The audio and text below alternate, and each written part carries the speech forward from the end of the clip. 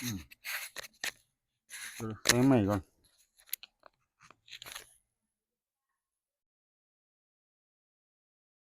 ลงคำเตือนมัน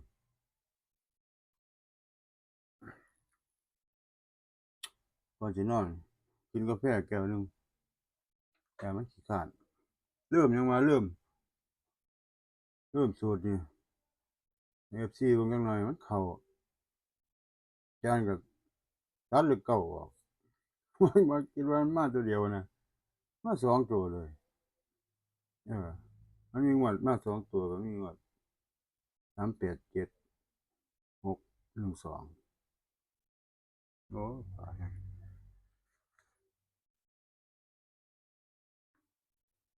เอาสูตรก็หลักร้อยบนบวกหลัก10บนง่ายๆนะโดยคิดปวดหัวบวกกันได้เท่าไรก็เอาตัวหลังมาเขียน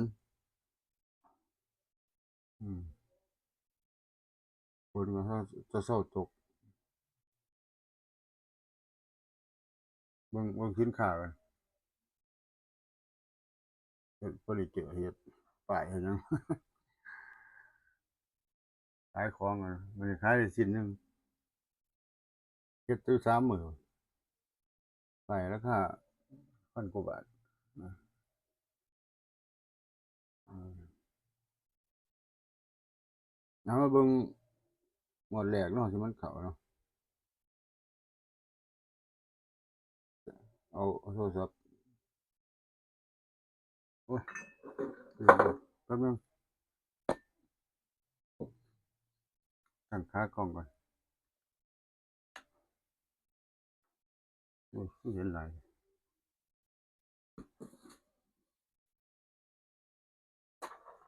สูตรข้างซ้ายมือเด้อนี่มันเข้าดีก่อนสินอนเนาะเก็บสูตรก่อนเอ้า66มันบ่ถือเลข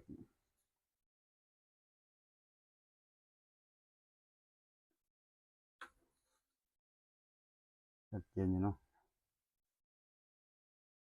5บวก1เป็น6ตัวนี้สิบวก6คง4เด้ออืมว่าสิแล้วแปลงแล้วมันเข้าเลขออก612เอา6มาบวก1เป็น7 7บวก6เป็น3เลขออก077ก็ถือว่ามาดีอยู่07บวกเลขสะกด7มา387งวดนี้มา3ตัว2ตัวอย่างคิดว่ามันสิมาตัวเดียวตอนแรกตัดเลขเก้าออกบ่ซื้อ405อดเลย387 3บวก1 3บวก8เป็น1 1บวก6เป็น7อา7ก็มา770มาดีเนาะเดี๋ยวมันเริ่มแล้วล่ะมาเบิ่งเอ้าสูตรเข้าอยู่สูตรมันเข้ามันนำเสนอให้ FC เพิ่น7บวก7เป็น4 4บวก6เป็น0 0ดับไอ้เลขออก1841บวก8เป็น9เนาะเสียดายตัดเก้าออกแต่ว่ายังไว้เลข5อยู่คิดว่าสิมาตัวเดียวเลขออก95เป๊ะๆเลยเอางวดสิมานี่ออก495เนาะเอา4บวก94ละ4กดไลค์ให้เด้อพอได้เปิดการมองเห็นแหน่ไปเบิ่งก็ได้อาจารย์ใหม่งานรักเฮ็ดภาพแกะสลักขายใครสนใจก็ทักมาใส่คอมเมนต์กันเองขอบคุณหลายที่รับชมเด้ออาจารย์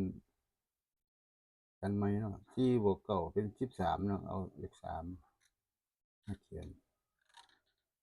3บวก6เลข9ยังโผล่อยู่เนาะ3บวก6เป็น9ตัวเลขก็คือยังบ่มักเลข3มาเนาะเบิ่งมันสิดับบ่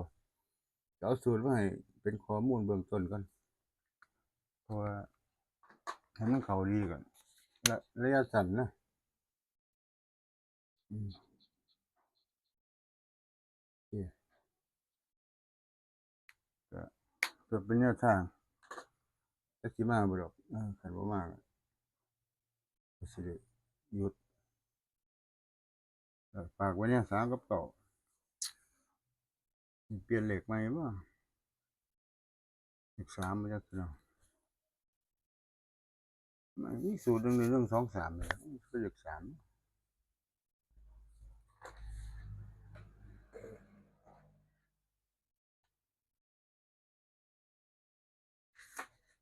โอ้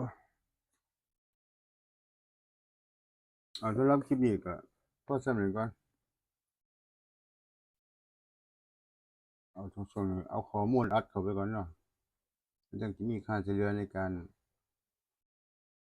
วิเคราะห์ว่าตัวใดสิมาสิมาอะขอบคุณที่รับชมนะครับขอให้ร่ำให้รวยอยู่ดีมีแรงสวัสดีครับ